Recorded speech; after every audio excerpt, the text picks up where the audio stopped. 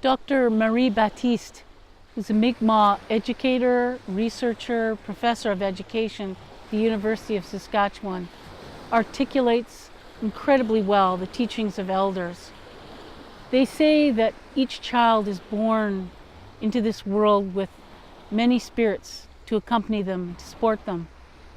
One of the most important spirits is the learning spirit.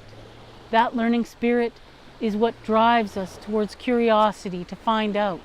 It gives us patience in order to learn from others, and especially our elders. That learning spirit is what moves us forward to find our strengths so that we can make a contribution to our families and to our community and to our society in general.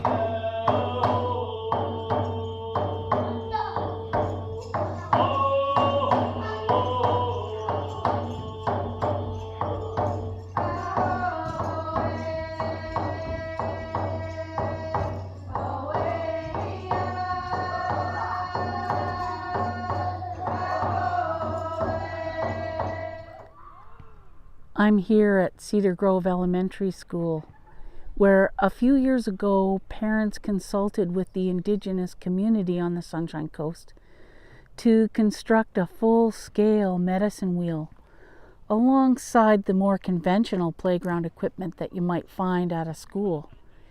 And that reminds me of a quote that I read from the study Comprehending and Nourishing the Learning Spirit by the University of Saskatchewan and Canadian Council on Learning. Life is comprised of relationships. Everything is connected in a circular, holistic, and cumulative way. Learners are a part of these processes and cycles. It's spring, and students at schools all over the Sunshine Coast are out gardening. They're getting their hands dirty and they're just loving it. And that includes learning about the three sisters, the corn, the beans, and the squash, and how they grow together and how they support each other in that growth. That reminds me again of another quote from Comprehending and Nourishing the Learning Spirit by the University of Saskatchewan and Canadian Council on Learning. Learning success happens when people are drawn to learning environments like magnets. This process creates cognitive gravity. The learning environments talk to your whole body and find expression in your voice. Orca came along and said, "Are you okay, Turkey?" And then called Raven, and Raven found a solution. Creating outdoor learning environments has become really, really important in our schools. We know that place-based learning and outdoor learning is essential to the wholeness and wellness of every single young person that we work with. Our Quatamos people probably hosted them and fed them while they had to wait for the tide. Also, they probably went and caught some fish and umptin and what they could get for their trip down this way.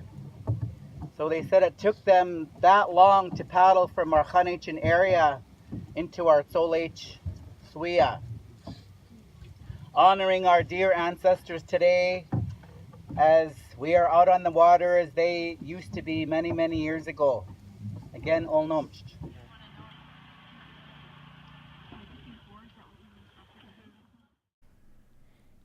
An important part of place-based learning is to develop an attachment to place.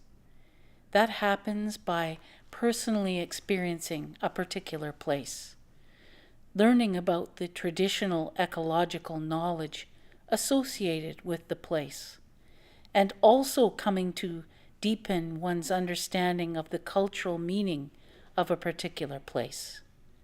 What have people been doing there for hundreds, if not thousands of years? And how important is that place in the grander scheme of things? On the Sunshine Coast, there are literally hundreds of places where young people can develop a connection to place, but also develop an understanding of themselves in that process. They reconnect with their learning spirit.